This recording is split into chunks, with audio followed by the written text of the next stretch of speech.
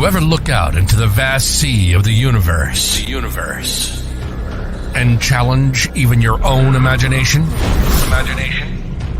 You don't think we're alone, do you? When you hear that the government is doing something, you always believe it, don't you? We are your third eye.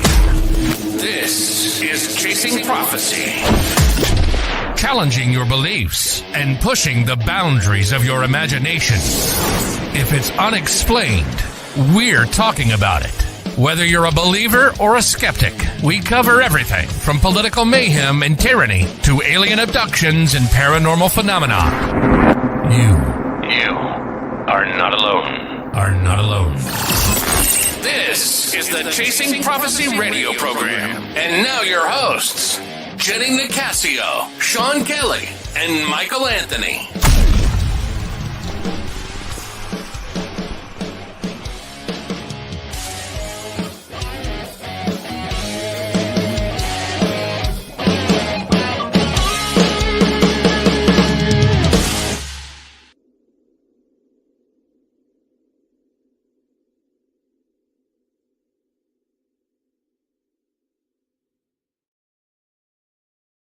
Good evening, everybody, and welcome to Chasing Prophecy. Jenny Nicasio, she's still on the sabbatical. Hope to have her back soon.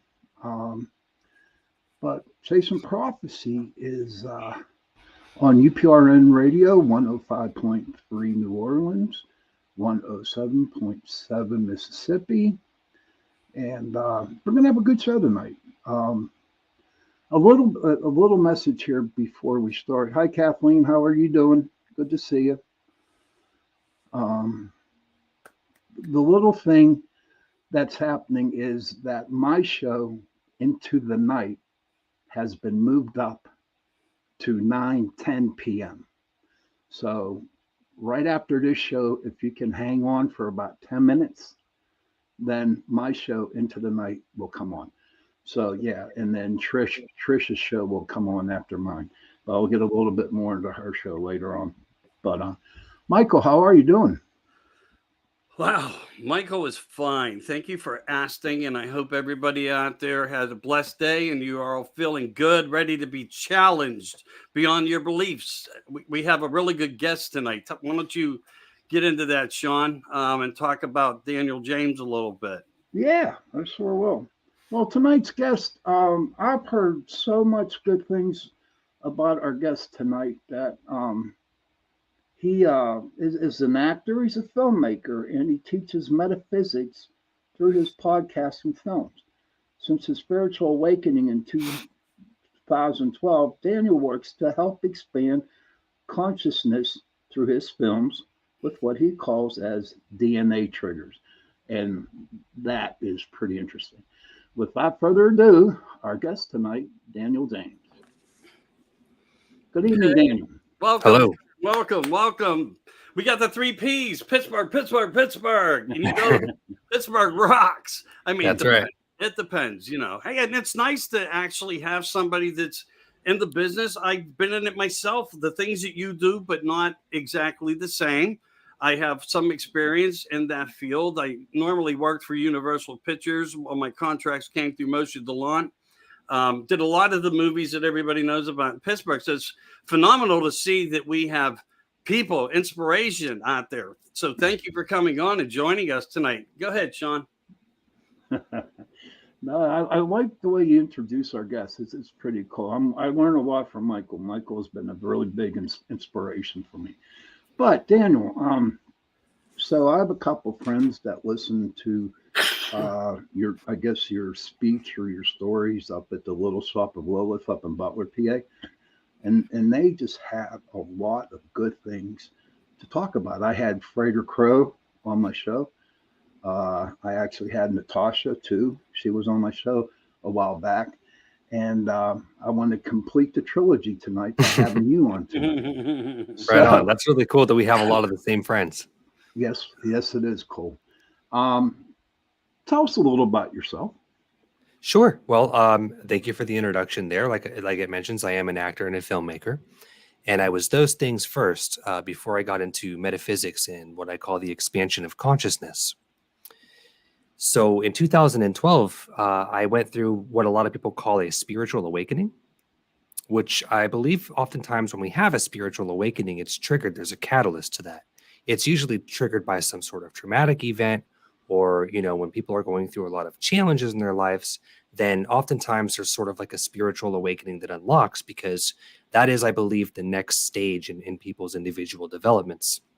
Whether you're in religion or whether you're somebody just like immersed in what I call the 3D experience, the next stage is the spiritual awakening. And so for me, that happened in 2012, and had already been producing independent films and acting at that time.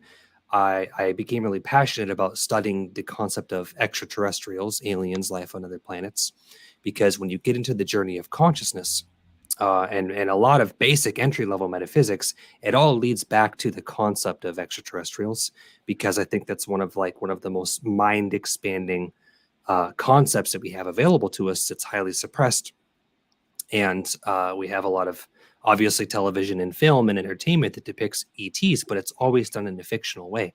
So when I started to research metaphysics and my journey into consciousness, it led me into discovering that extraterrestrials exist, and how that sort of directly impacts not only our planet, but our civilization and our human race. And at that point, I formed sort of like a marriage between my entertainment journey as an actor and a filmmaker and my quest for knowledge, and the expansion of consciousness sort of married together. And that's when I started to produce what I like to call conscious media, where the things that I am passionate about and that I understand about, another term I use, which is reality mechanics, in a sense, like how reality operates, how it's formed, how it works. I started to sort of marry that with my entertainment, which leads me here today. As a full-time filmmaker. What kind of that's pretty great. That's awesome, dude. I might need to borrow you, because I have to make a couple commercials for Chasing Prophecy and into Let's the do night. All right, cool, awesome. But so when you do your films, okay, when and act on your different shows, when you're an actor, do you seem to get more in contact with spirit, the outer realm? Or do you influence it? That's a good question. I think both, but I like to see each of us as individuals, like Sean, Michael, Daniel. My middle name is Michael, by the way. It's pretty cool. Daniel, Michael. I like to think that we, as individuals, we're like a singularity point. Okay. And we create our own version of reality through the law of attraction and the law of repulsion. So to answer your question, pretty much anything that we do with the right intention and coming from a certain level of understanding of the way reality works, I direct it. It has the result that I want it to. And it also amplifies sort of my experiences, spiritual experiences, or even paranormal, esoteric experiences, all as a result of where I'm coming from as a singularity point. So it's like the result that can happen from me working on these projects or producing these things is sort of influenced by my intention behind it. Michael, do you have a question? Tons. Go ahead. All right. Yeah, tons. I mean, but, of interest, things of interest. And I'll start gently, because I think that's, I'm not harsh. I want to learn. And I believe everybody is a teacher. Yes. Yes. And that's factual. Absolutely. It doesn't matter if you're listening to somebody with a greater name than some of us here. We all teach each other, and that makes the whole fragment of everything we're going to talk about that much greater. That's Consciousness, elevation, positivity. If you influence things with negative energy, I believe that's the response you circled in. I think if you focus more on positivity returns. It comes back to you that way. I think my life has worked that way. But what I wanted to get into and kind of asked you about, and you did answer one question, that you try to in place and instill values of your belief into your videos and your music, dialogue, things that you create. Yes. And that's wonderful, because we need good things out there especially for the next generations to focus on good things, because Yes. what you're practicing and what you're sharing are positive events and adventures that people can allow themselves. Like that first step of every day is the most positive one, as long as you take it. That's right. So that's my viewpoint of it. But there were a couple other things that you mentioned. The DNA triggers, I would like to talk to you a little bit on, for sure. I would also like to talk to you a little bit more. Is there some type of ambassadorship that you opened yourself up to that changed the whole dialect of your mind's perception of what you were dealing with when this all happened for you? Oh, that's an awesome question. Yeah, it Yes. is. In terms of being an ambassador, I love that you even mentioned that word, because I like to consider myself an ambassador in terms of being somebody, in human form. I'm Daniel James. I am a human being having a human experience. But if you guys may have ever heard the concept of star seeds, Yes. a star seed is, in a sense, our extraterrestrial interdimensional origins. So what that means is, if Michael is here as Michael, well, you could have a star seed origin where you exist off planet amongst another extraterrestrial race or higher dimensional being that is still Michael from another perspective. Mhm. And that's your starseed origin. That's where, in a sense, you might come from while you're having your human experience as Michael. So I'm just somebody who, since I was 16 years old, I'm in my second half of my 30s now, but since I was 16 years old, I was getting downloads of memories from my lifetimes on other planets and other realities and other dimensions, little fragments and visions. And over the years, I was able to connect who these versions of myself were in other lifetimes and anchor them into Daniel James, into my incarnation now. And so what that means is, in a sense, I identify as Daniel James, but I also identify aspects of myself as my counterparts that live in other realities. So my starseed origins come from Sirius, the Sirius constellation, in what you could call as maybe the fifth density or fifth dimension, whatever people prefer. And so I like to think that the human race, we are isolated on our own planet only by a level and a degree of density and consciousness, and by the way that our belief structure is influenced from a very early age throughout, school and religion and all of our constructs that we have in the 3D. They sort of limit our perspective, Right. and they drive and dictate our belief structures into going towards certain things and away from others. But as you is as if you become exposed to, like what I mentioned, DNA triggers, which we can talk more about too as well. You start to get memories that unlock, and you'll start having memories of things that you didn't know you knew, and they weren't things that were forgotten. They were just hidden in your DNA and your energetic blueprint. And so when you mentioned being an ambassador, yes, I like to think of myself as an ambassador, and that I'm doing ambassador work, because when you live in a third density planet like Earth, we have what's called as the prime directive, which is a term that was originally made famous by the popular television series Star Trek. What a lot of people don't know is that all of our mainstream entertainment, which is movie, television, comic books, anything that's our entertainment, when you have fantasy elements like the Lord of the Rings type of universe or the Star Wars universe, that's actually all real. It's just packaged and delivered to us in a way that's depicting it like fantasy, like a work of fiction, so that we never actually consider it as being a tangible reality that exists outside of our very limited little snow globe of planet Earth.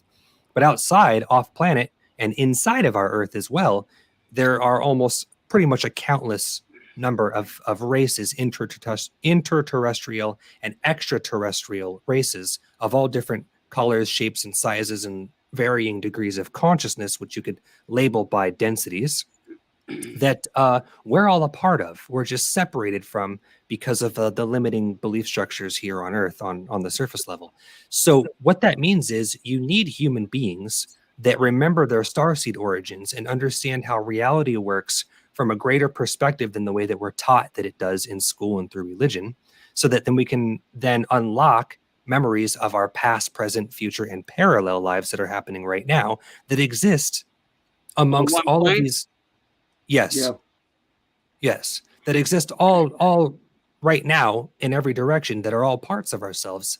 And then for the people who are unaware of these things, or maybe closed off and not interested in them, or don't have the belief structures to even consider that it's possible, you still need ambassadors that serve as like a middleman in between the 3D race and the 4D races and the 5D races and the 6D races that exist all over the cosmos, all over the universe, in different varying dimensions and densities, that people like myself we just have an awareness of the existence of those things. So in a sense, we're a middleman, we're a translator or a facilitator of those particular communications and interactions. So I apologize, Michael, if that was like getting a little bit off point, but in terms of being No, not at all, dude. No, No. I'm saying hi to somebody that's don't ignore me.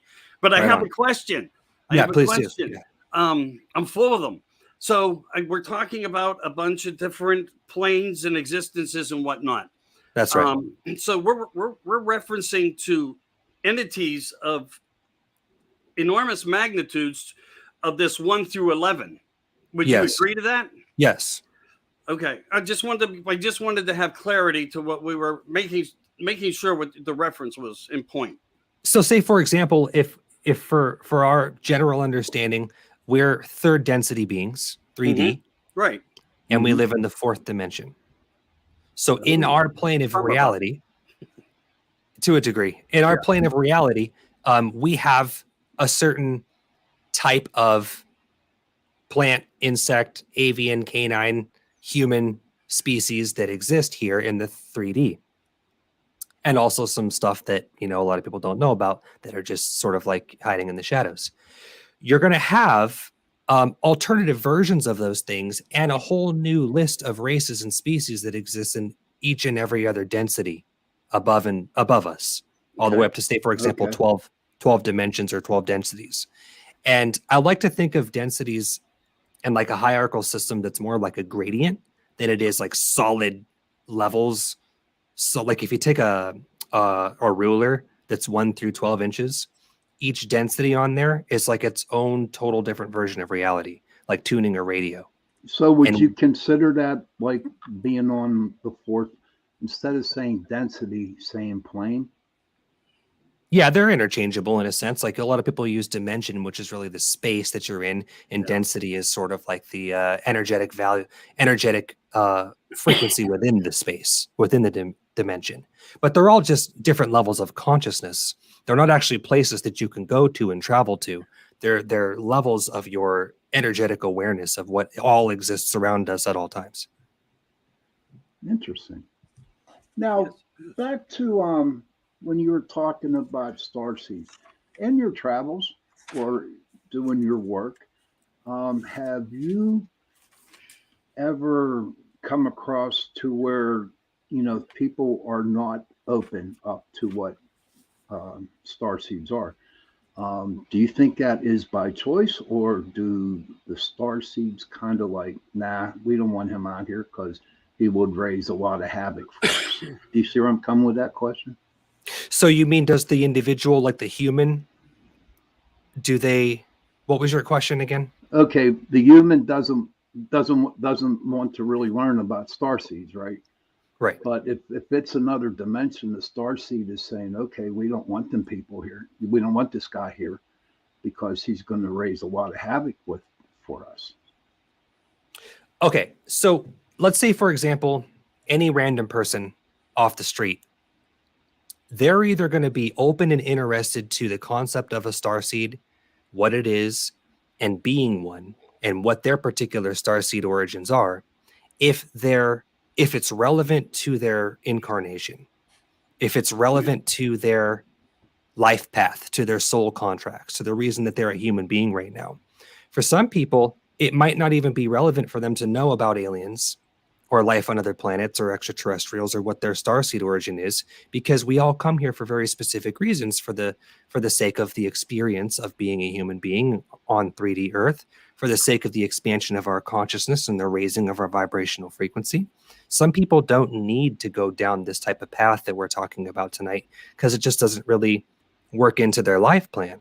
But if it does, then information like this will eventually find them synchronistically. And when it hits them at any level, any point in their life, whether they're 15 years old or whether they're 70, there's sort of like a divine synchronistic meaning for when they go through this degree of a spiritual type of awakening.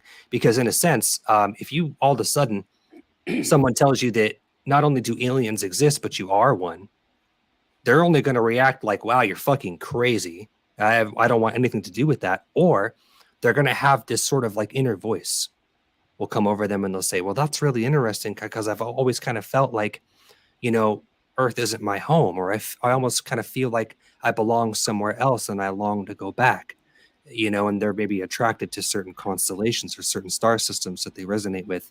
They've always felt really positive about aliens when they see them in movies and TV shows, and they don't really see it as a work of fiction, but rather there's more there to investigate. Then those people are the ones who are kind of ready to make that connection to the stars and to their starseed origins, and I think everything in between too. I also think that there are some people who are kind of just like, it's impossible for them to even consider that what we're talking about is a reality, and they will never accept it. Okay. Tony, my buddy Tony from Texas, he has a question. He says, so why are we here on this planet? Yes. So each and every one of us have our own individual reason for incarnating onto Earth, but we're not prisoners here. This isn't a slave planet to a degree. I mean, in some ways it is, in some ways it isn't. But we all come here for the sake of experiencing what it's like to be in a very challenging version of reality. Okay, now we all know what it's like to live on Earth. We know the ups and the downs and the wins and the failures and the positives and the negatives. Well, what if I told you that the type of extreme polarity and contrast to the things that we can experience as humans, you can't get everywhere else? Let's say you're like a 10D higher dimensional entity that, for lack of a better term, isn't even physical like we are. And they're always happy and life is always perfect for them. There's such a greater aspect of God or source or whatever your definition is of, this whole cosmic ether that we exist in is. Let's say, for example, there is no growth where you are as this expanded all-knowing entity. So you have to come down to a more challenging 3D polarized version of reality, like a 3D Earth, where you can now go through all of these colorful experiences, both positive and negative, simply for the sake of the experience of them. That's why we come here. All right, Michael, you're chomping at the bit. It's all yours, brother. You got No, I'm not. I'm trying to take it all in and understand it. And if I can help by sharing to the audience in any way, any layman terms, more simplified manners, Yes. Sure. that would be my focus Yes. right now. Because, I'm sure people have interest in some of the theory here and reality of what the truth really is. So some people do say that, as you said, this is not a prison planet, and I don't think it is either. I think it's not been a plan of a planet to be some type of issue against people. Man creates scenarios that do that, but Earth is a natural place. This whole wonderful thing that we have here with all types of creation who can now create. And Yes. it doesn't matter if it's a fly or a tree. Everything has the ability of recreations. So Yes. life will always be here as a permanency in some fundamental way. But when you have cause versus outcomes, materials versus maybe non-materials, physical versus non-physical, these two differences in my mind are matters of equal outcomes, as long as people know how to diversify them. What are your thoughts on that? Oh, I love that topic as well. I do believe that in a sense, to a degree, we live in a cause and effect reality, or what we Right. call determinism or deterministic. And that type of physics really comes from the fact that we have linear time. And that's pretty much the only reason why we experience cause and effect the way that we do, because it can be measured in a linear way, like A to B, 1, 2, 3, 4, 5. So it's a deterministic reality. But What if I Oh, told you that? the- What if I told you guys that you're all deliberate creators and you're all very powerful beings having a limited human experience where the concept of linear time and deterministic you know, this equals that type of reality, it can actually be sort of redesigned and influenced or slightly restructured in your favor at all times. I agree. Yeah. You have No, more I control agree. over I the agree. outcome or the effect of the cause than you think. But would that still not in a way come back onto like how space time works, spiritual consciousness, uh, purpose and force? Like if I was to go and grab a football and kick it, it's my Mhm. plan as to how far it'll go, depending upon the pressure I apply. And that's what you're saying. The juncture is as within the control mechanism being acceptant to all this. So we have what's called as mutual agreements before we come to Earth, before we have a 3D experience. There are certain things in regards to physics that we have a collective mutual agreement on, like generally speaking, gravity. We all agree on gravity. We all agree that the sky is blue.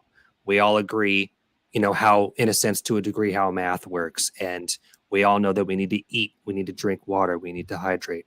There's like a lot of things, I wouldn't be able to list them all, that are general agreements, but we can still influence and mold and bend those types of physics, that type of cause and effect, that if I Right. kick the football, it will fly through the air and hit the ground. There are certain things through quantum meditation and the law of attraction and the law of repulsion, but manipulating the way energy and physics works, where you have more control over some of those universal laws, those mutual agreements, that we can still sway things in our favor. Okay. Hmm. All right. And I get where you're at on that. So, what I'd like to say to the audience, because I get exactly where you're coming from on all this, but if anyone was to make like the smallest change in their life, it could have the biggest effective outcome of positivity to create better balance in their lives Yes. and Yes. within their lifestyles. It's all up to acceptance and belief. Right. Okay. Yes. Belief is everything. It's the Is there any? Yeah, total. right. But people want to believe right now. We're in that place of consciousness, and Yes. I want to give them any insight from you. The best way for them to apply themselves to that for that effort and to have success with it. Okay. Well, I mean, I have to validate the concept of the law of attraction and repulsion, which are very basic entry level metaphysics. Okay. Entry level, basic. But the power of it, if you get into understanding how the law of attraction works on an energy level, where we're getting into quantum physics, Right. I'm telling you guys that it is, as I mentioned at the beginning of our program tonight, that we are a singularity point. That means your reality is created and reflected back to you through cause and effect and through linear time, but you are still Okay. the singularity point of everything that you experience, because we're all actually manifesting our own version of reality in real time, actually quantumly fast. And you guys can actually look this up. There's actually a speed to the rate that reality is created, and it's called Planck time. It's What the is that? speed Planck time. Okay. It's the speed that light travels the shortest distance As possible. possible. Yeah. That's right. So that's the speed of our reality. And we know that all of our physical reality itself is actually just probable quantum energy. Well, if we're the singularity point of that quantum probable energy, then that means that we're not only creating it and experiencing it, but we're totally dictating it. Now, we still have to think about working within the sort of collective universal agreements of what it means to come on Earth and abide by some of the physics and the laws that we have here, because that's just what we signed up for, to be in this version of reality. But when we want to apply the power of belief, we have to reprogram our limiting beliefs that we've all been taught at a very young age through things like, Bingo. Breaking that programming. thank you. Breaking it completely. That's You're the right. start. Yes. And it's subconscious. See, limiting beliefs they run our reality because they hide in our subconscious thought. And so what that means is, let's say, for example, you decide that you want to quit a bad habit, or you want to maybe like manifest a new love partner or a new job opportunity. Well, all things are very possible. They're very possible to achieve in a short amount of time. But you would first have to deconstruct all of the limiting beliefs that you've been programmed with from a very young age of why you don't actually think that you might be worthy of those things, or Yeah. why time and money might be totally limiting factors in whether or not you can achieve any of your new goals that you have for yourself. You have to deprogram the limiting beliefs that are hidden in your subconscious first. And when they're actually almost like they're like little hiding creatures. And they're not your enemy. Their only job, similar to the way fear works, like fear is a tool if you learn how to look at it from a more positive perspective. Their only job is to make sure, it's to test you to see if you're really ready for the changes that you want to see in your life. Yeah. And so when you get into, let me give you guys an example. I love your question about applying the power of belief. Well, we have to first deprogram our limiting beliefs. So let me give you guys a little exercise or an example of how somebody could do that. How could you practically do this tonight? Okay. Let's say, for example, you say, I need a new car. The car that I have isn't going to last very long, doesn't run good, it's going to break down. I need a new car, something that is reliable, that I can trust, that will get me from A to B. So then you would say, okay, I want to use the law of attraction and I want to manifest this new car. And that's where you start. But what we don't realize is we're programmed through cause and effect and linear time and negative limiting beliefs that there are all these subconscious limiting beliefs about how you can get the car, when you can get the car, whether or not you think you're worthy for the car. All of those factors, they actually get in the way of where you are now and you having the new car, period. That's all that you should be focusing on. I need a new car right now, and I know that I would like to have a safe, reliable car in the near future. Then you place that sort of order to the universe, to your higher self, to your higher mind, saying, I need this new car.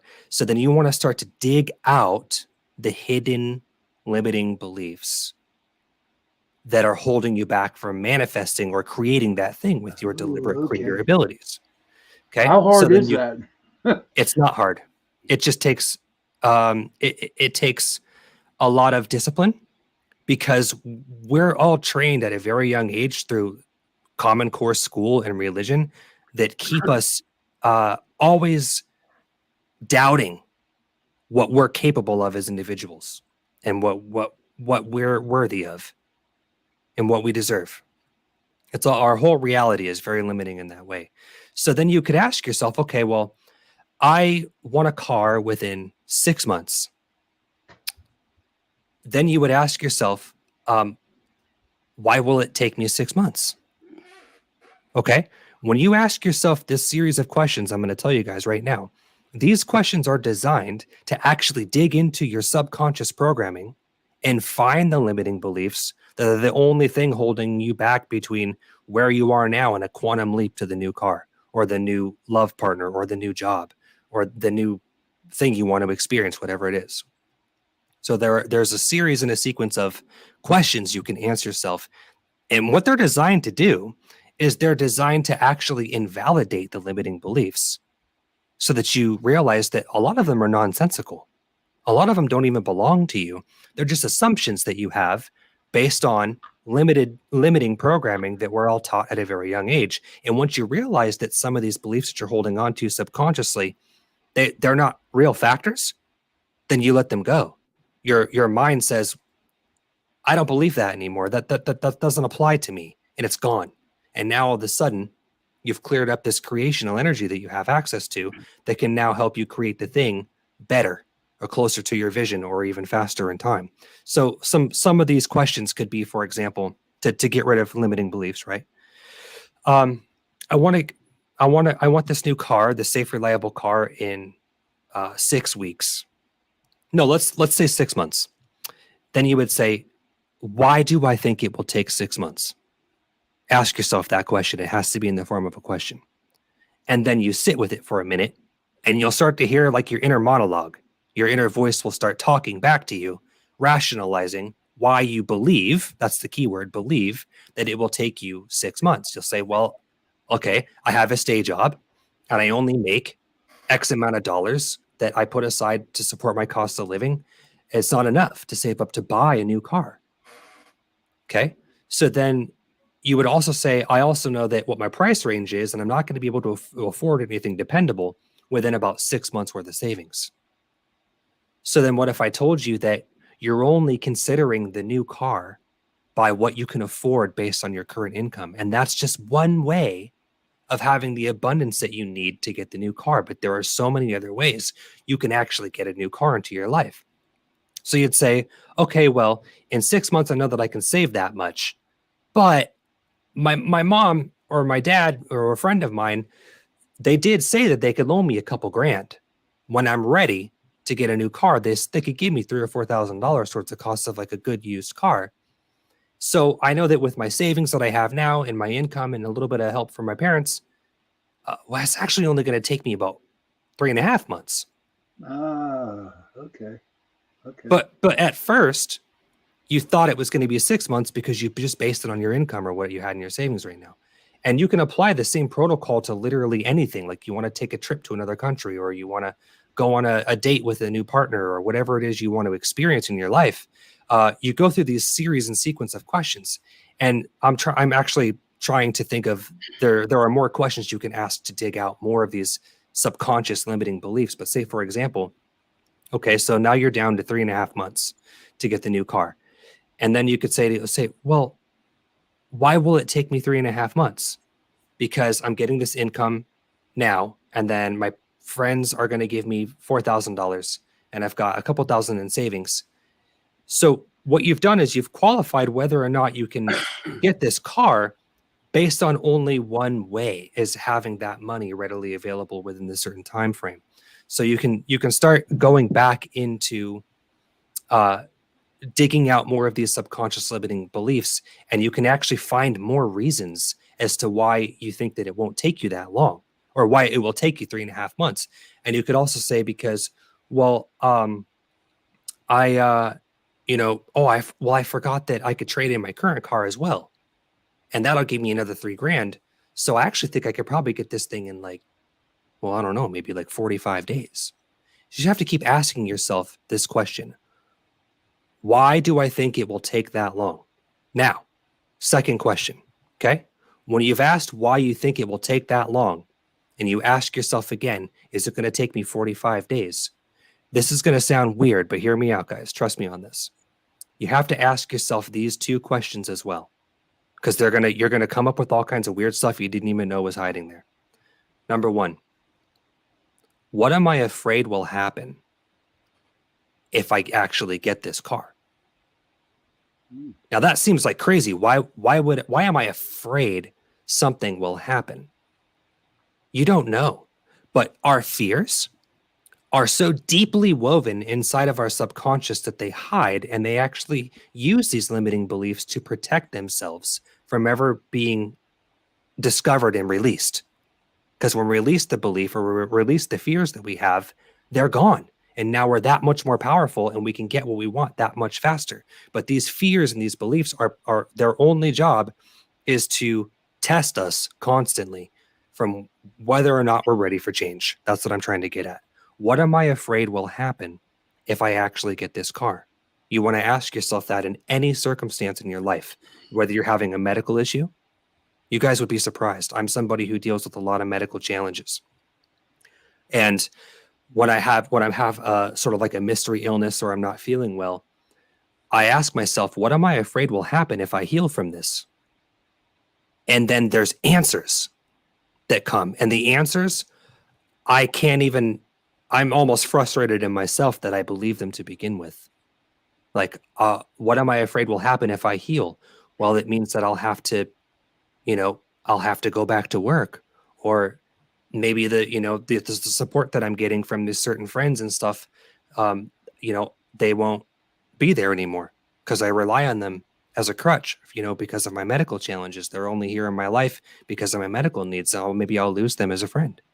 You don't know all these things that are ridiculous and nonsensical, but they're actually there to limit your progress.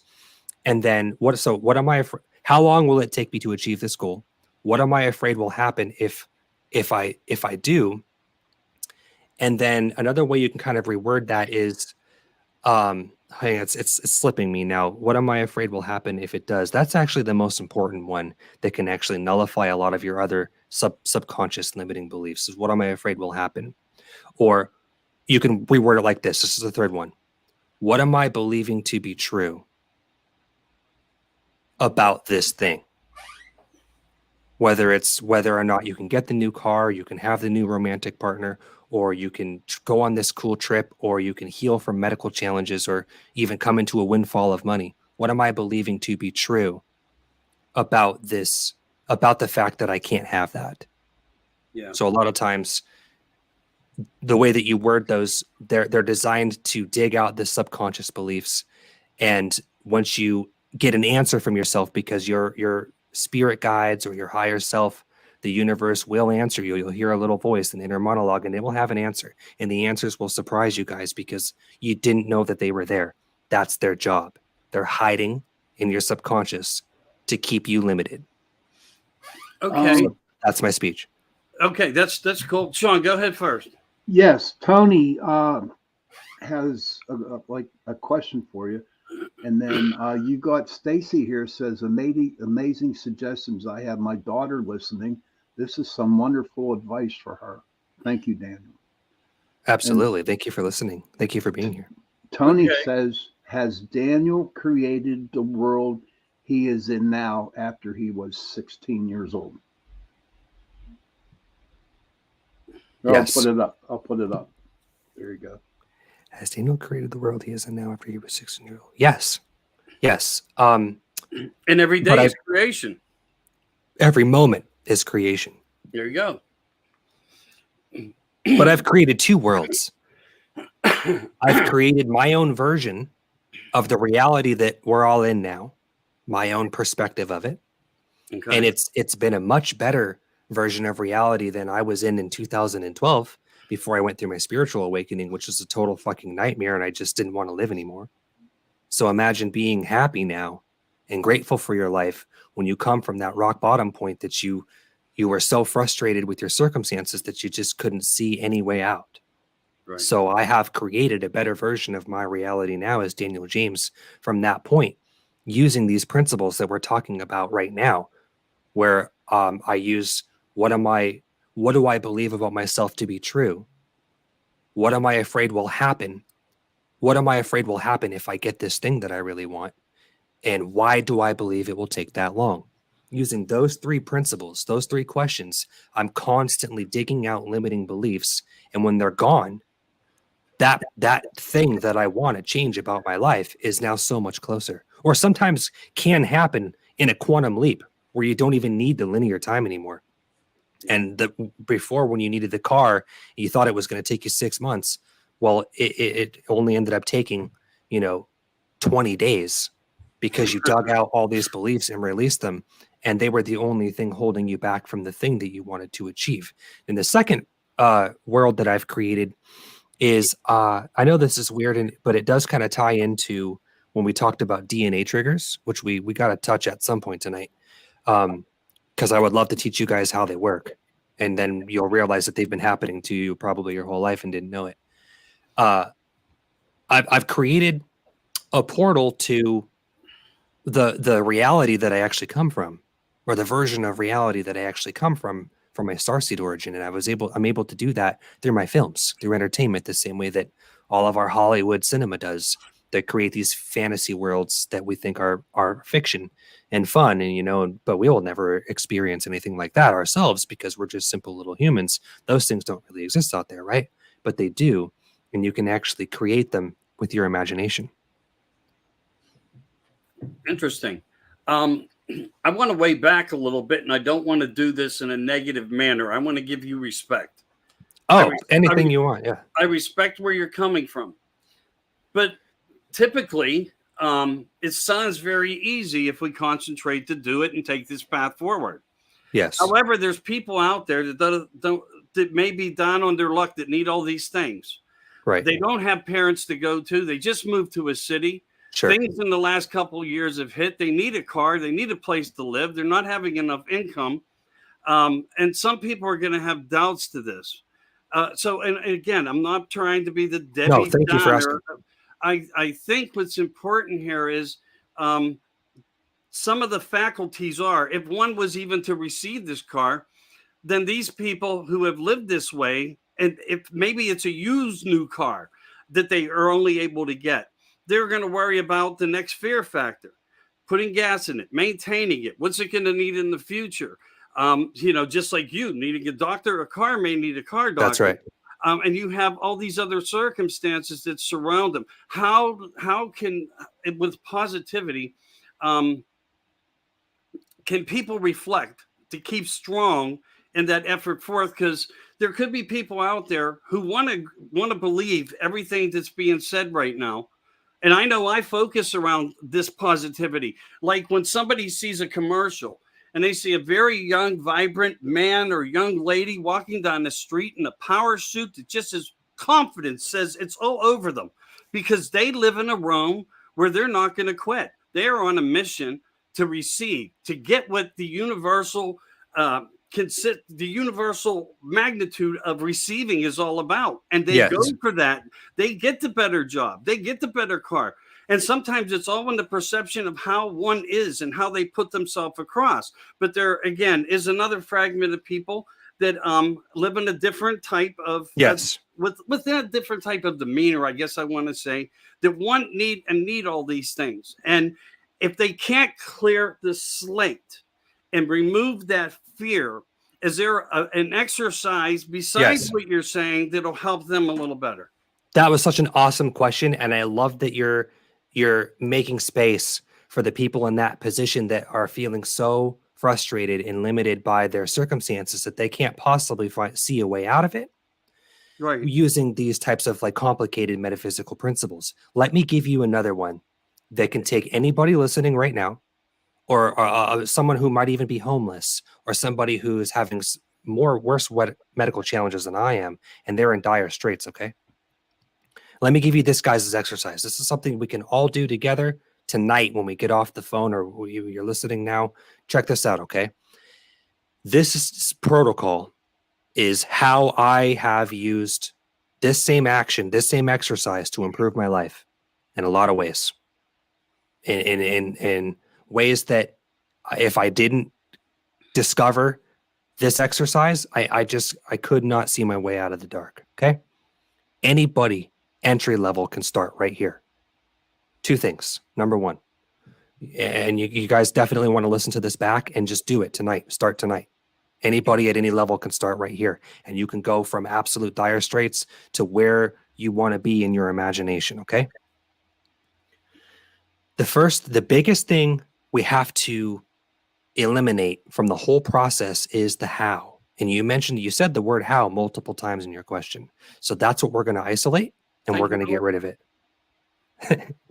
we're going to isolate the how, and we're going to throw it out. But we're going to do that by teaching ourselves how to be powerful enough not to need it. Okay? Because once the how is gone, you got to look at it like this. The definition of abundance is having the ability to do what you need to do when you need to do it. Now, we're always abundant at all times in something, whether you're abundance in negativity and your abundance in disadvantages, or your abundance in positivity, or you're abundant in all of these great opportunities and circumstances. And like I told you guys beginning, we're the singularity point that's creating that whole archetype and how it affects us. So let's say we're creator beings and we want to be able to change our reality to the way that we would prefer it to be in our imagination. But we don't know how we're going to get these things. The how is what limits the process. And here is the exercise that we can use right now. And I use it every week to do things that I never thought I could, because the how is gone, right? You want to take one thing in your imagination that you believe on a scale of 1 to 10 that you can achieve within 1 week. Okay? So let me break that down. You want to take the experience of something, like meeting a certain person or having a certain conversation. Maybe that's seeing a certain type of animal or a certain physical thing like a balloon or a flag or something specific, but you want to pick an item, an object that you want to receive, like a physical thing, the tangible thing that you can hold, or an experience. Those work too. Like I want to get a phone call from an old friend, something to that effect, an experience or a physical thing. And you want to rank it on a scale of believability from 1 to 10, 10 being I have the greatest amount of belief that I can experience this one thing within 7 days, 1 being the least amount. Okay. And the reason why this protocol is so important is because it helps build your creator abilities. It helps build your own internal confidence to being able to achieve much bigger things later. So we want to start small. So what I mean by that is make sure you choose something very specific that it's within an 8 or a 10 level of believability that you can experience this one thing within 7 days. So when I first started doing this, it was 2013. Right after my spiritual awakening in 2012. And what I started was I would like a free dinner. I want a free meal. But I didn't define how I was going to get it. That wasn't like I'm going to win a free meal ticket for a restaurant, or it wasn't like I was going to find a gift card on the ground. It didn't. You don't think about the how. You want to throw that out. Because there are so many ways that you can find the abundance to get a free dinner in so many unfathomable, colorful ways that you don't want to limit how it can get to you within 1 week by trying to imagine the most realistic way that it can happen to you. So you don't think about the how. What you do is you say, okay, I know that within 7 days I can get a free dinner. And I believe that on like an 8 or a 9 out of 10. Within 7 days, something will happen in my life. The universe will move it around for me and I'll get a free meal. So then what you want to do is you just want to take 5 minutes. That's all it takes. 5 minutes. And you want to close your eyes and you want to imagine in your imagination, whatever comes to you is totally valid. It's totally fine, of how it could happen. But more or less, just focus on the fact that you're eating a free dinner. Focus on how excited and how good you're going to feel when you've got like this huge pizza or a steak or a vegan meal or whatever you like to eat. And it came to you synchronistically in a way that you could have never imagined, but you're just imagining for 5 minutes, you're eating a delicious meal. And that's all you got to think about. Because what's happening on a quantum level is energy is moving itself around for you. Because like I mentioned, that you are the singularity point of your own version of reality, then that means with enough intention and enough will and enough imagination, you're supercharging physics, you're supercharging all of the atoms and the quantum subatomic particles around us that form matter, and circumstances are also a form of matter. They're bending to your will. And all the universe hears is what your intention is.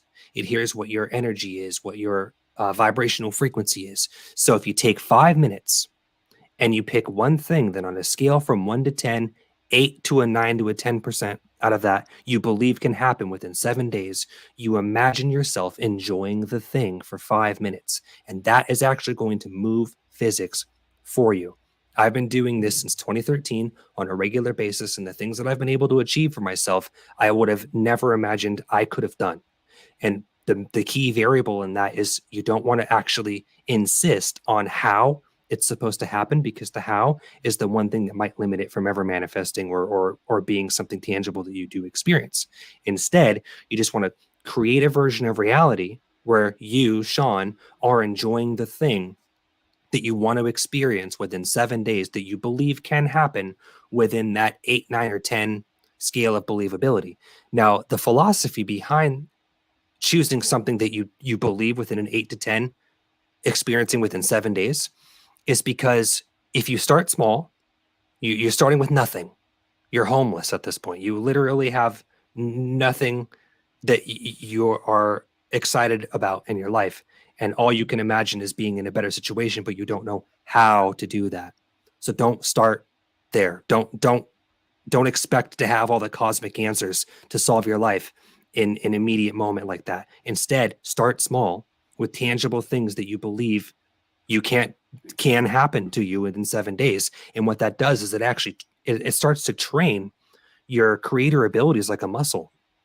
And it starts to actually dig out those limiting programming subconscious beliefs, and you start to throw them away, because you realize that the how of you get the new car, the how you go on a trip, the how you find this new romantic partner, or you improve your health, was the only reason why it wasn't changing. Because you have all of these specific beliefs as to how you're supposed to change your life. But then when you try to qualify how to do those things, you say, I don't have the resources. I don't have the time in the day. I don't have the energy. I don't even know where to start. So if you get rid of the how, then you'll realize that you don't need a how. It can get to you in more ways than you can imagine if you let it, and you don't insist on how holding you back from it. And you do that by starting the exercise. I want to get a free thing of this type within 7 days. For me, I used to choose a meal. Somebody, and the way that it would work for me, I did it every week. I had imagined myself eating my favorite thing.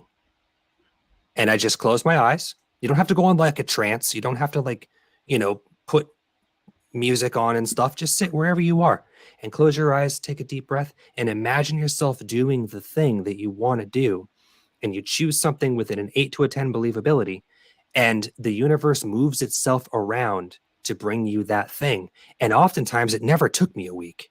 It took me 2 or 3 days. And then somebody would call me up and say, hey, Daniel, I'm in town for the first time in like a month. Do you want to go out to eat? It's on me.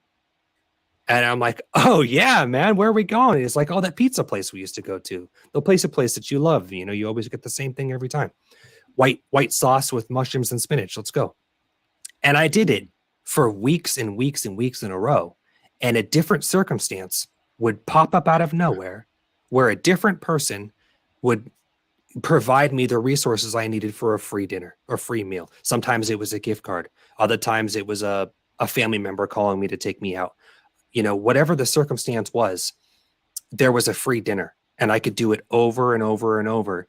And the more times you see this protocol working, then here's what changes: the bigger stuff.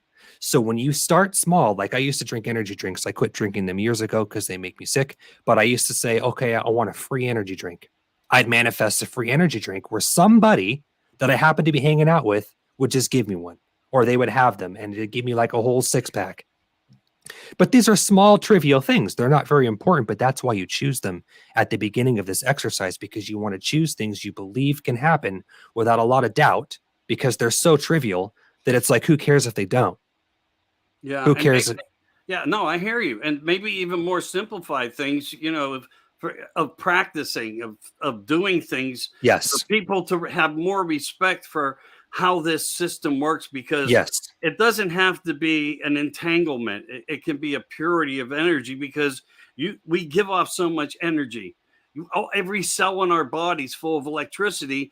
Absolutely. And if anybody understood the voltage that we have, that we store, it's mind-blowing. Your mouth would just... It really would. I mean, what is it like when you count the cells in the body and then you multiply that? It's like you could be a power grid. And yes. And so here you have that type of theory. But say it's what's the card game when we were kids that we play by ourselves? Solitaire? Yeah. Say most people never win it. Practice that for 7 days. Say, I want to win. I want to win. I want to win. I want to win. And on the 7th or 8th or 9th, boom, it could happen. Mm-hmm. And then that's your trigger point. Wow, I finally did it. And then sometimes so simple, things like that even interact the same way as that free dinner. Anything, right? Whether it's meeting a new person. I'm definitely going to try that. Yes. I am going to be thinking. Start small. I will. And I'm when gonna do that you today. guys start seeing these things happen in your life, that's when you level up and you can choose bigger things that before you would have never believed I can get a car in 6 I will months. give you a call, Daniel, when that, Right. you know. But I have to take a little break here Sure. because I want to thank our sponsor for the second hour Yes, yes. of Chasing Prophecy, which is Carnation. Thank you, Carnation, for sponsoring the second half of the show. And I got some in my cup. I just Oh, want to do let you? Carnation know that I truly have some in my cup. And something else about Carnation, and I've said this on the show many a times, that Carnation has come out with a brownie mix. Oh, really? Yes, Is that what yes. make a brownie in a cup thing? I know this is like a box, dude. It's like a box. Oh, tell them to send. Oh, well, no, I mean, you know what I mean. I'll have Yeah. to check it out. I don't know. I'm not aware of that, but this don't taste too bad. No, Carnation's good, man. Got Jenny used to bake with it, during the holiday season. Oh, So, really? yes. So, Oh, okay. Well, but Jenny, again, keep that Carnation coming. yes, yes, keep it coming. That's good. So, we're going to go a little I'm gonna bit off a excuse little bit. myself for 1 second. All right. A little bit off a little bit, Daniel. Have you done paranormal investigations? Good question. So I am less about the paranormal in terms of like ghosts and spirits and passed on humans, and I'm more into cryptozoology. Oh, So, yeah. Sasquatch, the local monster in the woods. Like I'm big into cryptozoology and the investigation of unscientifically discovered creatures. You are right up our alley here tonight. Yeah, Love it. tell us what is real or not real? Yes, absolutely real, 100%. And it's only limited and suppressed by our leadership because once again we get back to the concept of aliens. If we knew that things like Sasquatch and werewolves and vampires and all of the things that we hear and see about on TV shows and movies were real, it actually does something to our consciousness. It actually, once again, we talk about limiting beliefs. Yes. It starts to deprogram certain aspects of religion. And it also starts to deprogram certain limiting beliefs that we have about being alone in the universe. Right. And if all of humanity suddenly agreed that the creatures that we only see in movies really existed and they're right here on Earth with us, it would start to challenge a lot of some of our societal structures that they use to control us. Right. So I agree. Yes, I totally agree too. Now, here's a question that I ask everybody who's into Bigfoot now.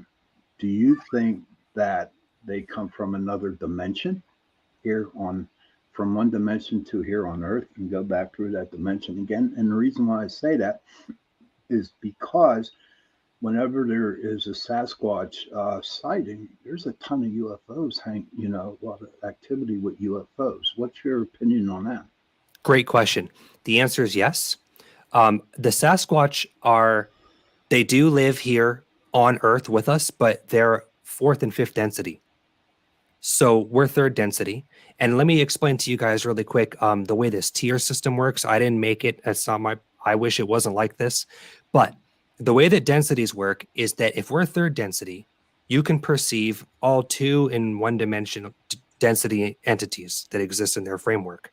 But for some reason, if you're third density, you can't perceive the beings that exist in fourth and fifth. But if you're a fourth and a fifth density being, you can perceive all of the densities beneath you.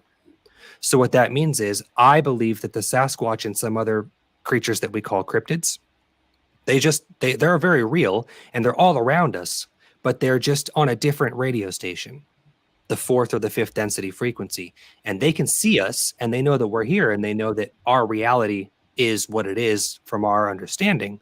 We just can't see them unless we can raise our vibrational frequency and tune our consciousness to a higher rate where their baseline exists all the time. And they can also, if they choose, lower their vibrational frequency, or they can lower their density to meet us in the middle. And that's why we have sightings in certain times and places. Synchronistically, you have an interaction, you see a UFO, or you run into the dog man, or you find a whole pack of trolls in the woods. It's because they're kind of slipping from their version of reality, their dimension, to ours, and we're in a vibrational state where we're actually closer to theirs too. So we're meeting somewhere in the middle. It's almost like their version of reality bleeds into ours from time to time.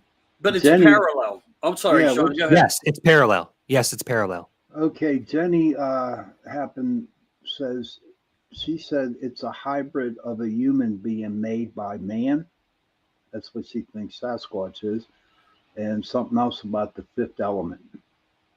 Thank you, Brian. It's my cousin. Cool. Right on. I think that human beings, this is going to piss some people off, but we didn't spawn from Earth. And I think that we are ourselves. The human being, the human vessel, is an archetype of an avatar that you can, in a sense, call a spacesuit. And the human archetype exists on probably about 1 million different planets, just like we do. And the Sasquatch, they are a distant version of the human avatar archetype that has slightly different DNA and genetics that make them what they are, but we probably exist distantly in a similar type of archetypal framework in terms of like what a physical body is. Distantly, yes. Cool. I have something I wanted to throw in there just because I get a large following as a in the Bigfoot community. I do a lot of shows. I have good content, the best I can find.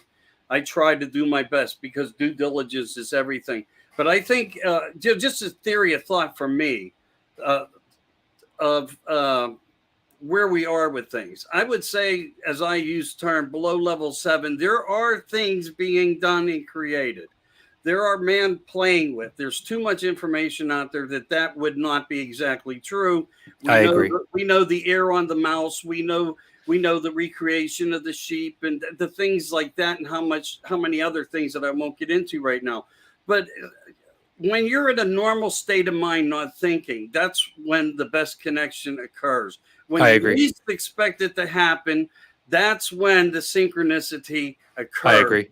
Completely. Otherwise, if you're catching things through camera lenses and pictures, that's the parallel of universe adjacent to ours, where you're actually manipulating that fragment. And that's why the pictures are so manipulated and we cannot get clarity to them. And when we do, there is a couple films out there, a couple film clips, maybe 3 or 4 that actually have some foundation of good, positive something. The Patty film was one of the best, and we have to maybe look at that and say, well, they can get over here. They can fully manifest, and Yes. by accident, we can experience them, but they can wander off and go back to where, in some mannerism that we don't totally understand, that particular energy source of how they can do it. But they can manipulate it, and I think a lot of the signs that we have that come from things like this as well is when we look at trees, wood spirits. When I say wood spirits, I mean when we see these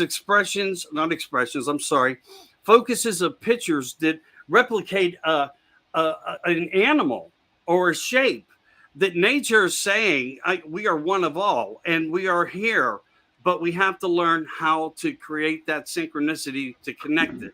I think the government, of course, has found things, has had many projects that deep dive into how they can do it, and they withhold a lot of information. Absolutely. So I would agree with you on where we're at, and I think it comes with negative impact to the community, I'm sure. Yeah. But I think we're going to be focused around this whole thing, that we're never going to truly be able to grasp our hands on what we want to have until we can figure out how these densities of higher consciousness make it more available to us. Yes. And what if I told you that just hearing this conversation, it gets you closer to that point? Right. Yeah. Because information is frequency. Yes. It's data. And ethers. all the time. All the time. You're right there. We're walking through information, And sometimes that's what gives you the chills. It may not be a paranormal experience.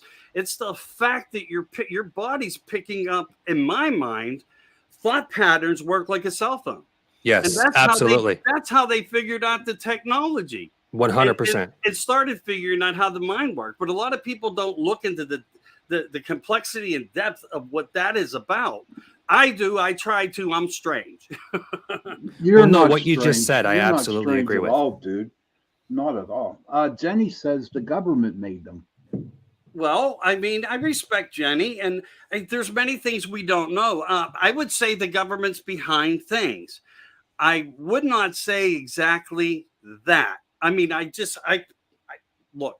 I have papers that say they have tried things, and we know that whistleblowers have came forth, but we don't have any fundamental proof. When we do seem to be able to get facts with new cameras and technology, they disappear. So I think what we need to look at here is the focus is it paranormal or is it something else? And I'm saying it's something else because it's a reality, and it's so many things live amongst us, but not with us. Right. Right. That's right. Now we're in. Now, have you heard about Chestnut Ridge or Chestnut Hill here up there in Westmoreland County? There is like a lot of sightings of Sasquatch, Wolfman, all kinds. Have you ever been up in that area? I'm so glad you asked me that question. So my partner, Frater, you guys know Frater. Yeah, I do. He's a longtime friend of mine, 8 years. And my girlfriend, Lauren, and another friend of mine, Caroline, she's from the West Coast. We actually did a small documentary that is called The Bermuda Triangle of Pennsylvania. Oh. And it's about the Chestnut Ridge itself. And we did a whole 20-minute documentary about that paranormal area. So we know all about it. Oh, wow. How can we get that documentary? I'd like there to he see is. that. Speak What's of the that? devil. There he is. I Yeah. just said, There he is, speak of the speaking of devil. the devil. You know what? I actually heard of something about that, but I don't know why. I guess you have a pretty good following because I have this mental thing right now going on in my head that I know about this particular thing that you did, but I had no clue. I'm sitting in front of the person that came up with that.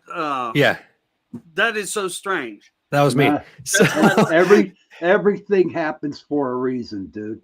There is no nice little coincidence. synchronicity there. Listen, it's free to watch on YouTube, you guys. We could it's online right now. If you go to YouTube and search the Bermuda Triangle of Pennsylvania, it's a really I want to use the word sweet, lighthearted documentary. And the reason why we chose this sort of tone was because when you guys see a paranormal film or a documentary, they're oftentimes like horror based and Aggressive. they're aggressive, and sometimes if you don't execute it right, it comes off as like a little bit cheesy or corny. And we didn't want to reach too far and try to do the same thing that everybody else was doing, but also not really execute it very efficiently. So we made this lighthearted documentary because we're all four of us are just very passionate about the concept of cryptozoology, extraterrestrials, what exists outside of our immediate veil of awareness. And we made this documentary for free to watch, and I absolutely love it. I think it's very sweet. It's like a feel-good film, but it's about these creatures and the Chestnut Ridge. It's like a little look into that area. So I've been there probably 8 times. Have you seen anything? No. And I think that's pretty crazy. We did a whole documentary about the place and we didn't see anything or have an experience or an encounter. But one thing I like to teach people, which I know for a fact Frater will vouch for this until he's blue in the face, is sometimes when you're with the wrong people, Yes, or you're I with agree. somebody who isn't open, or they don't subconsciously believe these things exist, or they don't actually believe they could have their own experience, then they'll actually prevent an encounter. I agree. That's the same way in paranormal hunting ghosts and stuff like that. That's right. Excuse me. Hunting ghosts is a bad term. Whenever you go look for ghosts, we'll go. I'll tell that you way. guys this too, real quick. I I never went out specifically investigating the paranormal and looking for ghosts, because when I was younger, I was big into like the TV show, like Ghost Adventures, Ghost Hunters. I loved all that stuff and I wanted to do it. And I got really into like, okay, I think I want to be a paranormal investigator. This is years ago, by the way. And then when I used to live in Buffalo, New York, years ago, I met one of the cast members from one of the TV shows. And we actually like fell in love and started dating. So I was dating this girl from one of the TV shows for 2 years. And being in a relationship with her, I kept having to go to all the conventions where like all the celebrities would go, all the movie stars would go, and like the paranormal conventions where you can go do meet and greets and stuff. Right. And as I sort of got deeper into the entertainment, the mainstream side of paranormal investigating, it really turned me off on like the whole thing. It just sort of put a bad taste in my mouth when I got to meet like the movie stars that are in the industry, like the big guys on TV. I got to meet all them through my ex-girlfriend, and they were telling me all kinds of stuff like, yeah, you know, it's like we hardly ever really catch anything. And if we do, you want to hear what this one guy, I can't say his name, but it says, you know what? If we do actually catch stuff, we're not allowed to air it. I know who said that. I know who said that, dude. I know who you're talking about. We I won't can't talk mention his about name. him, can we? No, we can't. No. Yeah, there's something about we there's certain things we can't. Yeah, that's They can't even show on TV because like our leadership are the controllers, I like to say, or the government, if whatever, they don't want people knowing that these things are really out there or that we have access to them. Because like I said, it breaks reality. It breaks the continuity of our mass consensus, starts to ruin the structure. I got to throw something out here. First, I want to say to Jeannie, I debate's great. Call me. Let's talk. Bigfoot. I don't disagree with her either. I just wanted to get that out that I forgot to before. But when we go into the reflection of where, let's just say where we are, I'm going to watch my wording as carefully as I can because I don't want to create controversial. Sure. But we have two separations of power here that are fighting. One that's bringing back biblical content and scenarios, and another side who is looking at more of light and purity. And then there's us in the middle here too, talking about all these differences of, while one is promoting to bring it out and open, we dislike. The other side is fighting for them not to bring it out and put it to light. But at the same time, they're fighting on how it should be delivered. Would you agree to that? Because of what the overall picture of what we've seen with the award shows versus this is happening in the world versus this is going on. And now we're seeing things that got pulled down, you know, and now they're being replaced with things that have content of some of the topics in ways that we could probably go into, like Dogman. If you look into Dogman, why don't you go back to the Egyptians and beyond and see who created some of these things? And that's right. They're, in a way, I think we're under a drip of disclosure. And we could possibly be looking at something altogether different than what people think we're looking at. And I'm not trying to make an enemy. I agree with you. I want everybody to have their life. I'm not being judgmental to nobody. But do you get my drift that I put enough clarity as to what I'm seeing? Democracy says one way, bring it out, let everybody show through. The other way says, no, it's not part of the norm.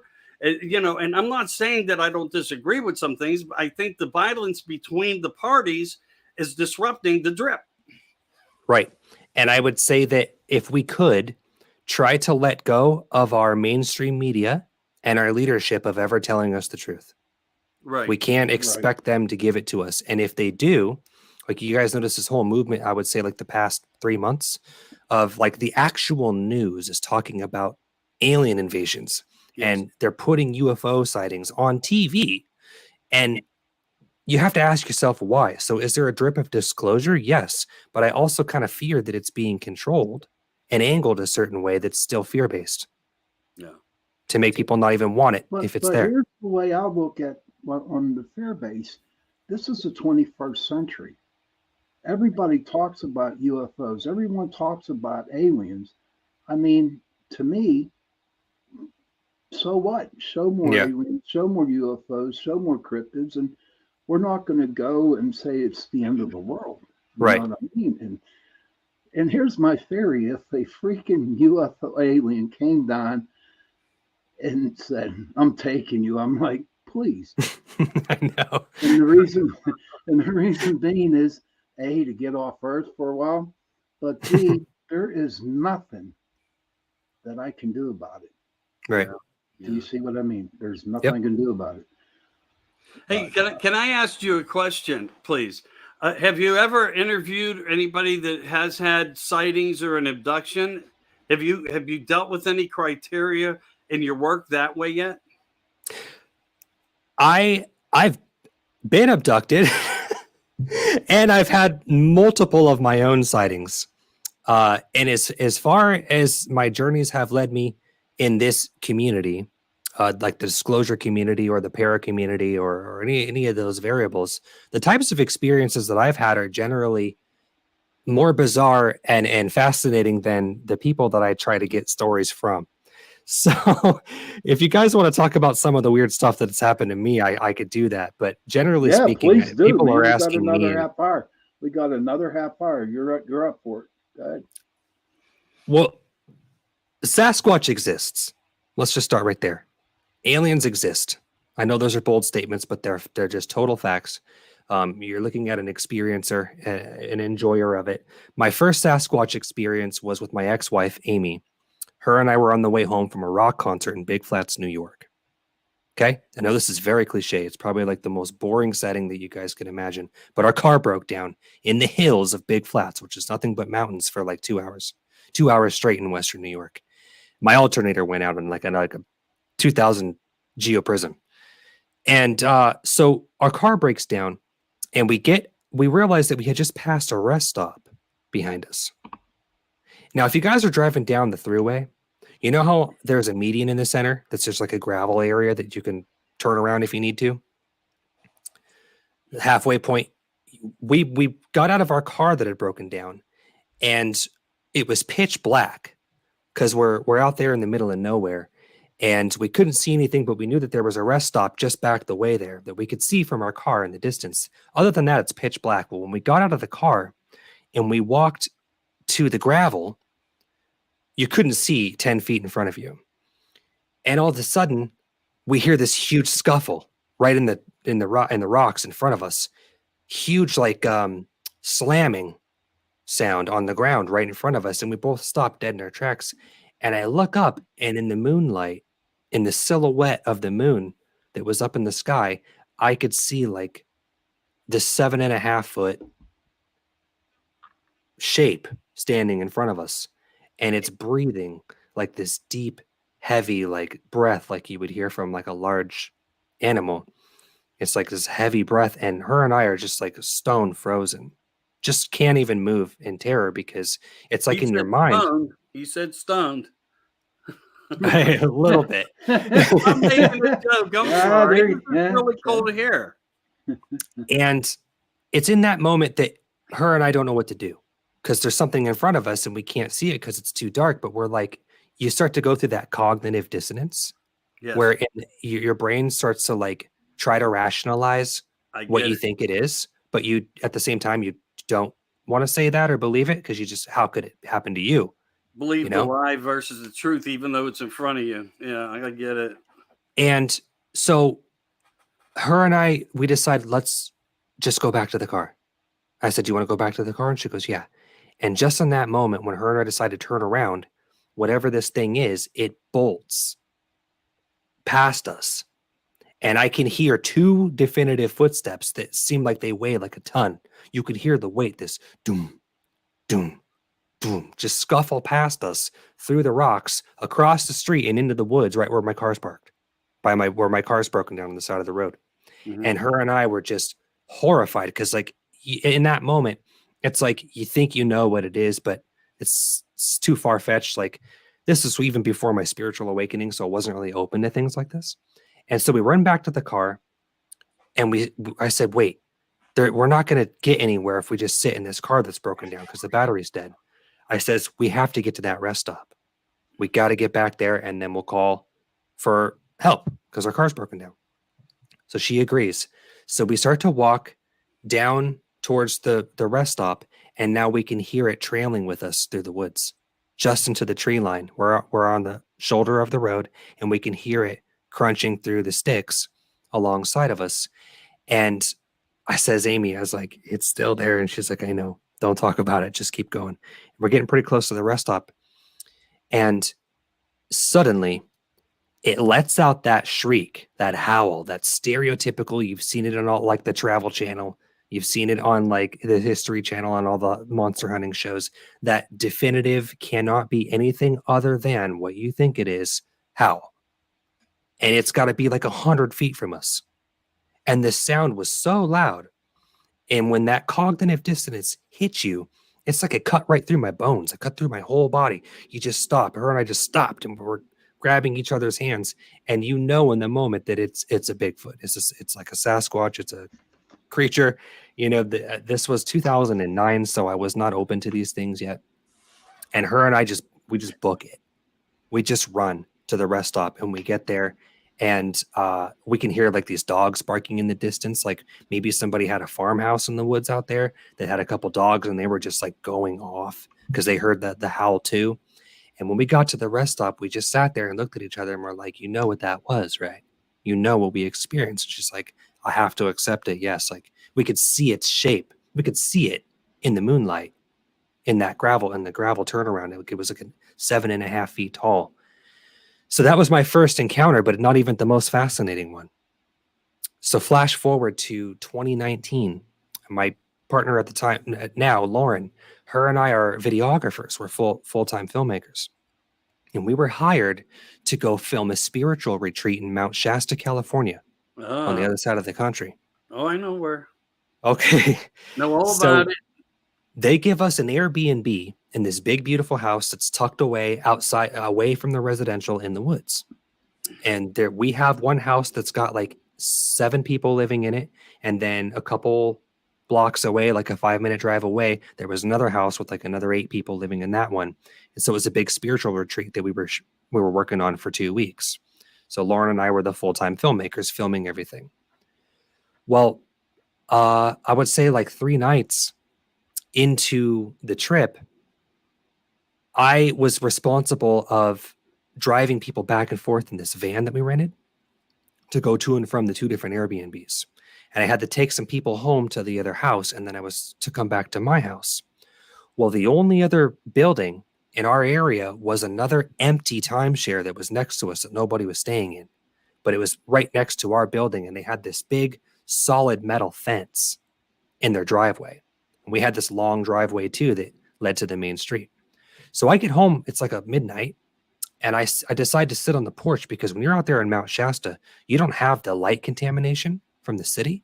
You can see the stars and all the constellations, and it's beautiful. And I says, I just want to sit here and stargaze for a while. You know, most everyone's asleep anyways. And so I'm sitting there on the porch by myself, and right to the left of me is this other house in their driveway. And I hear this slam on their metal gate of their driveway fence. And there's nobody for, miles at this point. I was like, what the hell is that? I look over and I'm like, that was right there. It wasn't like a fucking pine cone falling out of the tree. There's nobody over there. All my people in this house are inside asleep, and I'm up alone on the porch. But it sounded like somebody took a big rock and just hit the fence as hard as they could, like that much force, or like a stick maybe. So I says, okay, that was weird. And so I go inside. Flash forward the next night. We all up late, we're partying, we're having a good time, we're eating, we're drinking, because we work really hard all day on this retreat. And then at night, everybody likes to play games and hang out. And it's like probably 11:30 midnight. I go to bed, and we're so exhausted because they worked me and my girlfriend really hard. I'm talking like 14-hour days in the heat. We're working. So when I went to bed, I'm out. And it's like 2 a.m. And I hear these slamming noises. I'm in the house now, sleeping. On the back porch, I'm hearing what sounds like somebody picking something up and dropping it over and over again and hitting stuff. And Lauren is wide awake, and she's sitting up and she's shaking me. She says, Daniel, wake up. Something's happening to the house. And I'm so tired. I couldn't get up. I couldn't pull myself out of like how sleepy I was. I said, it's probably one of the guests, because there was other people staying in the house. Someone's probably like awake cleaning or something. That's literally what I said. But I could hear all around me, that all around the house, it sounded like that stuff was being thrown at the house, like rocks and sticks. And I am so frustrated at myself that I didn't get up to investigate. I literally fell back asleep because we were that exhausted, like 4 days into the trip at this point. I couldn't get up.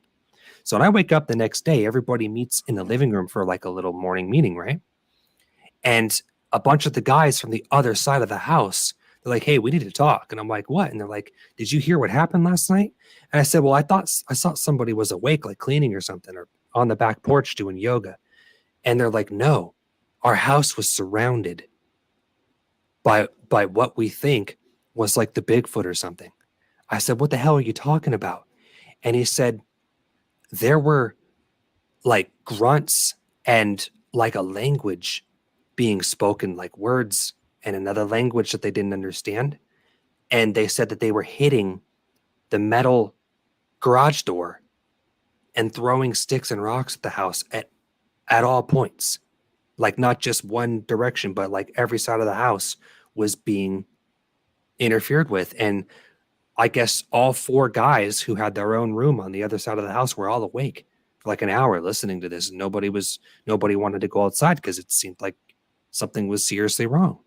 And I said, I heard it, but I didn't, I couldn't get up. I was like, almost like I was like I just couldn't wake up. So they're like, yeah, something happened. So then it's just this whole trip, guys. Listen, I'm going to say this real quick. I actually talk about the whole, it was like 5 days of this on my YouTube channel, free to watch, where I go into detail about these 5 nights that we had with the Sasquatch. If anybody wants to go listen to it in depth, I'm going to summarize these next couple points because I don't want to, spend the whole time talking about this. But go to my YouTube, Daniel James, and then look up my YouTube, my Sasquatch encounters, and I've got audio recordings and all kinds of stuff where I recorded the next 5 nights. So flash forward to the following night. I'm Blackfoot Native American, and there was another Native American guy there named Alexi, and he said that he had come from a tribe where they acknowledged like the Sasquatch and the Bigfoot as like a whole species, like a community of people that they were all familiar with as their tribe. And I said, well, I grew up in Washington State where a lot of people had sightings, but that I'd only ever had one sighting in Big Flats, New York, when my car broke down. So we're getting home from game night, and Alexi says, hey, Daniel, what do you think we go outside? What do you think we walk down the driveway where it's dark? There's no other houses or people around us. All the guests are inside going to bed. What if we hang out, maybe do like a meditation, maybe just, bullshit a little while, but see if something happens? So I said, yeah, that'd be great. I'm really open to that. I feel really comfortable. He and I were becoming friends, and we got along really well. There was a good synergy. And so he and I decided to walk away from the house, and we went out down the driveway, and we stood in the dark against a big tree line. And we just stood there to see if we heard anything or if we saw anything or if anything would happen, because we were all pretty congruent that night these things had come up to the house and were banging on the house. So Alexi and I are standing there, and I says, hey man, when I was a little kid, I used to make this weird popping sound with my hands. It's kind of like a clap where you cup your hands together like this, and you can clap in a certain way into your mouth, and it makes this really, really loud popping sound. And he goes, dude, it's so crazy that you say that, because in my tribe, they actually said that the Sasquatch would make that popping sound as a communication tool. I said, no shit. I said, well, let me do it. So I cup my hands together. I make this popping sound, and I did 3 loud pops. It's super loud. And we're standing there. We wait a second. All of a sudden, we hear 3 loud knocks from the tree line back. Sounded like a stick hitting a tree trunk. Like 3 knocks back. I says, Alexi, you hear that? And he goes, yeah. I said, what type of animal knocks back 3 times? So I pop twice. We get 2 pops back. I said, okay, this is cool. I think something is happening here. So I pop 3 more times. We get 3 pops back. Then something comes flying out of the woods and lands close to us like a rock. It was like a rock. And he and I are looking at it and we're like, did you see that? And he's like, yeah. And so we're sitting there like, okay, I think we're having an experience here. I think we're having some kind of contact. What should we do? And he's like, I don't know. Let's just like give it, like send peace, send love, making sure it knows that we're not here out of threat. You know, we didn't have our cell phones out. I know I saw somebody asked, you have video? I said, well, let me tell you about video. You think these things want to be filmed? So they don't. They don't want you to put your camera phone in their face. So Alexia and I deliberately left our cell phones in the house. So no, I don't have any video of that because I felt like it would be more of an authentic offering of peace that I just go out there with myself and my friend who mean no harm than to bring my phone out there, you know, and trying to like become YouTube famous because I captured it. That wasn't our intention. So no, I don't have any video, and it's not important to me that I don't. I was there, and I had some of the most amazing experiences of my life, which is enough for me. So then, suddenly, we hear one run out of the woods. Now, there was a tree line in front of us, a couple hundred feet, but before that, there was like some open grass that kind of almost looked a little bit more like a desert with these very large, like almost like 5-foot tall bushes. And we could hear one run through the bushes, that same heavy, like do doom, doom, doom, doom runs. And so we says, okay, that might have been a little bit of a sign of aggression. And I don't know if they know that we come in peace. So I says, listen, there's something out there communicating with us directly. I feel very good about this. I feel very confident we had an experience. And I said, well, let's just call it a night. It's like 12:30 at this point. So we walk back into the house, go to sleep, and we shared with everybody because we had I think 16 people here. Our experience that we went out there and we had what we called as direct contact. Now, I'm not going to spoil the rest because I know that we're coming to an end here, but I would encourage you guys to go listen to my full vlog about this because for the next several nights, Alexi and I kept going out and we kept having more encounters to the point where I was feeding them food. I was leaving them food out and they were eating it. And I was able to determine certain things they liked to eat, certain things they didn't like. You'd be surprised what they didn't want to eat. And I will say this, please listen to the full interview because I have audio recordings. I started to put my audio recorder in the window of the kitchen facing where I was putting the food out for them and recorded the audio each night for the last 3 nights. And so I have audio findings. But the last night that we were there, I had a car full of people. There were 6 people in the van with us.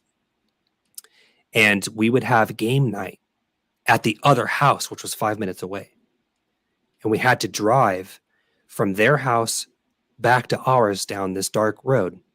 And when we were coming home, the second to the last night of our trip, everybody was in like Bigfoot hysteria.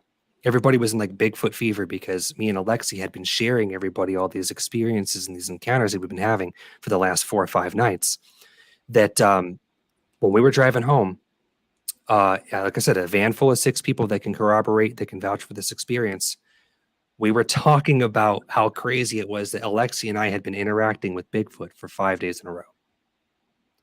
Coming down the street, and in the headlights of our van, we had a squatch in the middle of the road running down the street. And my whole van full of 6 people saw it. And that's all I'm going to say. I'm going to leave it at that because there's more to that of what actually happened. And I would love for you guys to go and listen to it later. But I have a van full of 6 people who saw the creature in the street, in the headlights of our van right in front of us on the second to the last night that they were there. So. Thank you for sharing them stories. Yeah. Pretty cool. I just want to ask this real quick and then Sean, jump in. Are you familiar with, let me think. Ronald Moorhead, the Sierra Sounds. Vaguely, I think so. I'm not certain. Doing But I a think show with him on the 26th. awesome. And, he's world renowned. He is. I mean, the Sierra Sounds were the first interpretation of the possibility of fact of the reality of these entities having some type of pattern of language, where it was checked and balanced by specialists that confirmed that they were picking up things that meant only nothing more than communication between each other. Absolutely. I would play it right now, but I don't want to take up some of your time from it. But here's the thing. I'd like for you to possibly listen in on that. And Sure. I might share your work with him when he comes on, because the only one that I know has language is Ronald.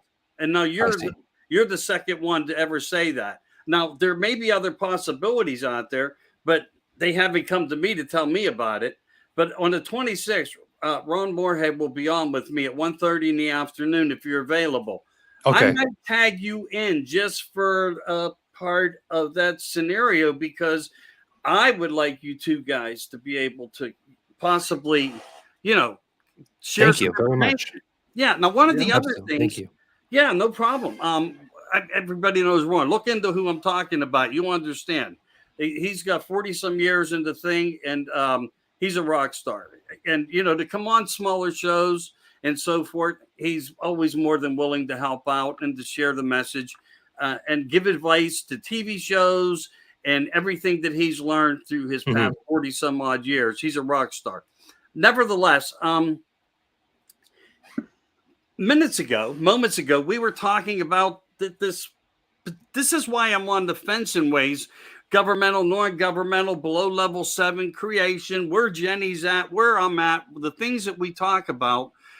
You're seeing a fully manifested creature in front of you. Yes. So they are, if they are parallel of a universe that they could just blend into ours, then they have a higher consciousness and energy and possibly technology, which is almost like scary to want to think. Spirit tech. I call it spirit technology. Yeah, I've heard that term before, but very good terminology. It puts you in that place of mind blowing. But I also had like Bill Rigby on. I've had Squatch Man on. And let me tell you, there is something of a story there that I'm waiting for him for this huge connection. But I also had a guy named Ernie Duvall on, where he was in front of this, seeing the color blue of the eyes, looking at all the same human characteristics of the hand that a human has. And we know that the mother, when they talk about this being, you have Dr. Ketchum, who says that the mother is human, the father is unknown. We also heard these same kind of things that go back biblically, that reflect to certain people of importance in the Bible, that they had that same type of genealogy. Are we dealing with a hybrid alien in human? And that takes us all over this platform. I thought, I want to go there. I don't want to go. But when you hear about the fallen ones and this and the creators and ancient Greece, and then the tablets and biblical content that go back way beyond any book that was ever written. And even more factual than that, when you look at the books, they're done by authors that were done 1,000 years after most people's lives. Right. These were not done by the hands of the mans that lived within these times. And most of those people were more or less in some ways derelict. They didn't have the intelligence. Right. So as you say, you got to remove and take the deprogramming out of stuff. That's but right. There's also content that says a lot. I'm sorry, Sean. Go ahead, brother. Okay, hold on. I'm going to ask, do you got one more hour, Daniel? Yeah, sure. Okay, so we got about 4 minutes left on this show. And then my show, Into the Night, is on from 9 p.m. to 10 p.m. Would you like to continue this conversation, or Michael? I know there's a lot that you have to say. No, yeah, we could keep going. I have another hour. What do you think, Michael? Drive the car. I'm in the back seat. We're just hanging out anyways. Drive the car. I'm in the back seat. And for everybody listening, jump back on. We'll put it back into Pittsburgh Paranormal and follow us into the other show. We're going to take a 10-minute break. As Sean said, we will be right back. And with us tonight, this great, fascinating man. You're going to learn more about him in just minutes to come. Sean, thank you, Carnation, and whatever you got to do, brother. All right. Thank you for having me. Kathleen Wilson has one question, real quick. What is a shapeshifter? Yes, it was. Was it a shapeshifter? Yes. And you can learn all about that by watching the YouTube vlog where I describe it in detail. You've only seen this in movies. That's all I can say. All right. I want to thank everybody for coming and joining us on Chasing Prophecy tonight. Michael, thank you again for your outstanding job you did. Who, me? It was all him. Oh, I was going to get to him. It was our guest. Oh, my God, Daniel, you are great. And in 10 minutes at 9:10 p.m., we're going to start Into the Night, okay? Because it's a new time. They moved me up some. So at 9:10, hang around for 10 minutes. Get something to drink. Get something to eat. You know, do what you got to do. Come back and listen to us on Into the Night. And on that note, good night, everybody. And have a good night. Good night, everyone. Thank you.